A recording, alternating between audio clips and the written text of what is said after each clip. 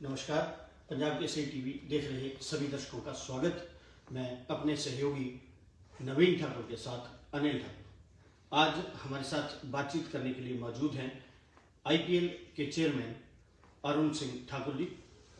हिमाचल में क्रिकेट की ग्रोथ से लेकर महिला जो प्रीमियर लीग है उसके पूरे होने का जो ख्वाब है उसको पूरा करने में जिसका एक बड़ा योगदान रहा है वो अरुण सिंह ठाकुर है। आज उनसे जानेंगे कि एचपीसीए जो कि एक पहाड़ी क्षेत्र में स्टेट में इसको शुरू किया और वहाँ से आज जो वुमेन प्रीमियर लीग है वहाँ से खिलाड़ियों को अच्छे तरीके से बढ़ावा देते हुए अच्छे प्राइजेस पर वहाँ पर रिजर्व किया गया है। तो ये सारी चीज़ें कैसे संभव हो पाई, आइए बात करते हैं आईपीएल के चेयरमैन अरुण सिंह ठाकुर जी से। बहुत बहुत स्वागत आपका सर। हिमाचल जैसे पहाड़ी क्षेत्र में क्रिकेट जो कि एक महंगा गेम माना जाता है, किस तरह से इंफ्रास्ट्रक्चर तैयार किया और आज उसके परिणाम जो कि बेहतर देखने को मिले हैं, क्या कहें? देखिए अनिल जी, पूरा प्रदेश जानता है कि क्रिकेट में जो विकास हुआ हिमाचल प्रदेश में वो आदरणीय अनुराग ठाकुर जी के नेतृत्व में जब एचपीसीए चली जी। उस दौर में शुरू हुआ। 2002 में वो स्टेडियम की नींव डाली गई थी और आपको याद होगा पाकिस्तान टीम का जो लास्ट दौरा हिंदुस्तान का था 2005 में, तब वो टीम ने यहाँ विजिट किया था। 3 साल में इस स्टेडियम को तैयार कर दिया गया था और वहाँ पर एक इंटरनेशनल टीम आके मैच खेली।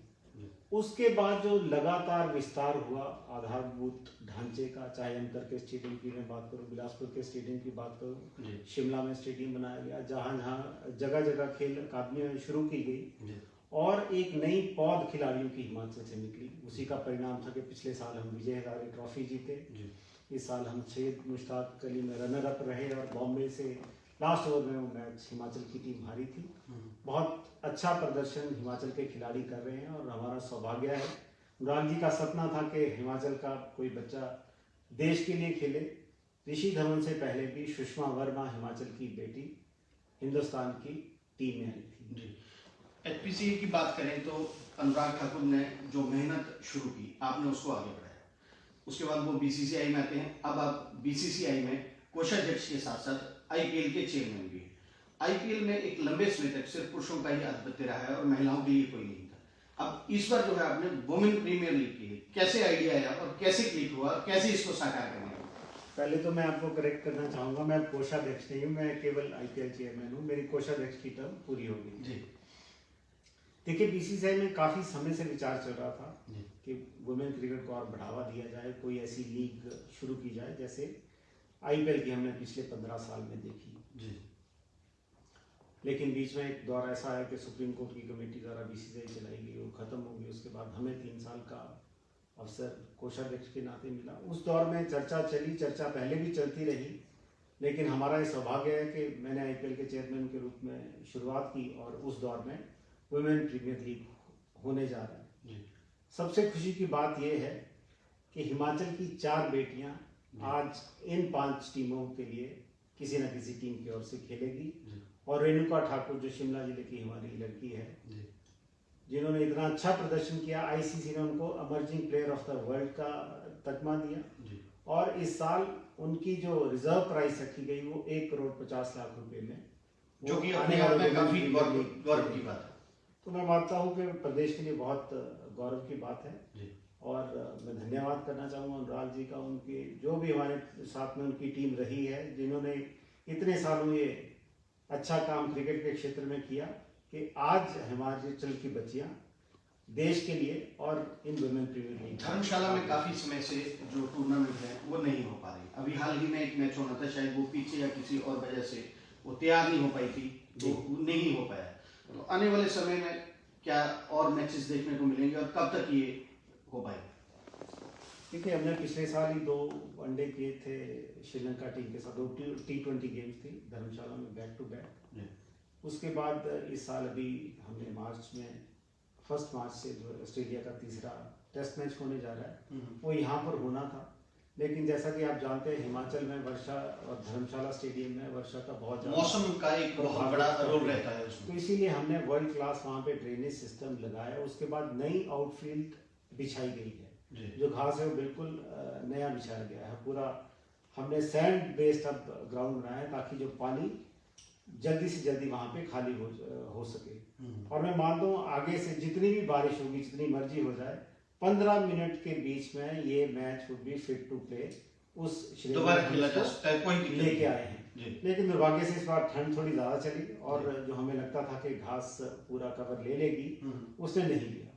इसलिए वो मैच को यहाँ से इंदौर भेजा गया है।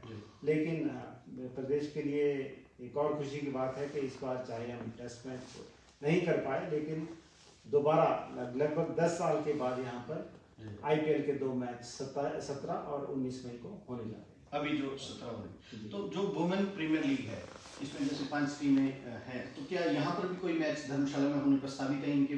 क्योंकि इनके होम टीम आपको जो हमारे खिलाड़ी भी हैं और हिमाचल के लोगों में उत्साह रहेगा अपने खिलाड़ियों को अपने पिच पर होम ग्राउंड पर खेलते हुए देखना। इस साल क्योंकि तैयारी के लिए बहुत कम समय था और यही विंडो अवेलेबल थी, मार्च में हम करने जा रहे हैं वुमेन प्रीमियर लीग।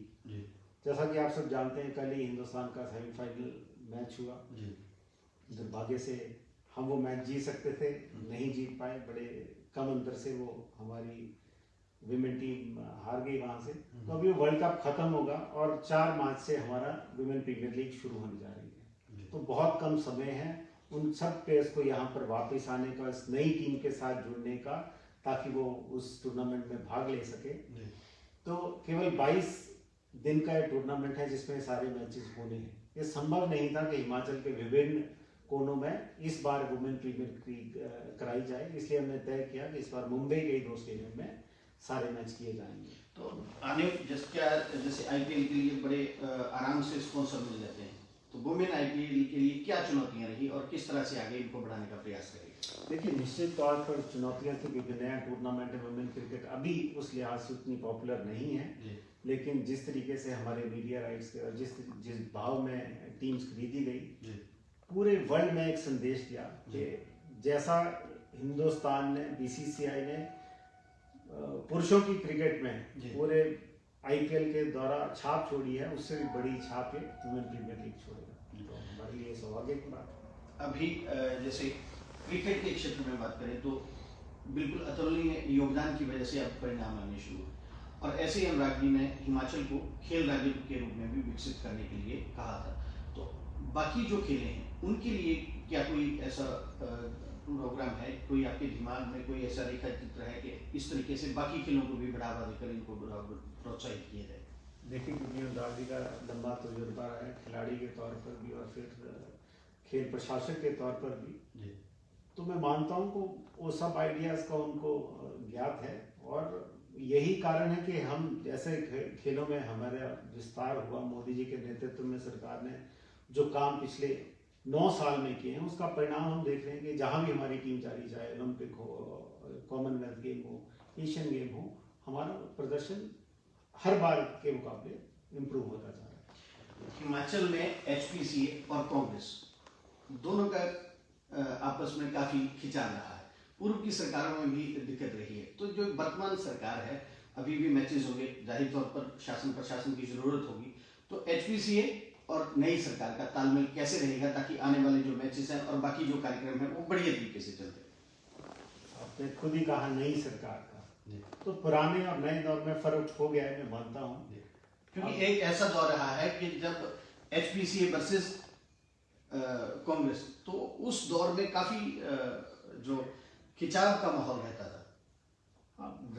पर मैं मानता हूँ अब वो नहीं हुआ, क्योंकि जो भी प्रयास किए गए एचपीसीए के खिलाफ और षड्यंत्र रचे गए, अंततोगत्वा हमारी सुप्रीम कोर्ट में जीत हुई है और हर चीज़ से आदमी कुछ ना कुछ सीखता है। तो मैं मानता हूँ नई सरकार भी मानती होगी इस चीज़ को कि एचपीसीए ने अच्छा ही काम किया है, जिस कारण से हमारे खिलाड़ी इतना अच्छा काम कर रहे हैं। और मैं मानता हूँ न केवल खिलाड़ियों के लिए, लेकिन धर्मशाला और एचपीसीए की कंट्रीब्यूशन स्टेट के टूरिज्म के लिए भी एक बहुत बड़ा मुद्दा था।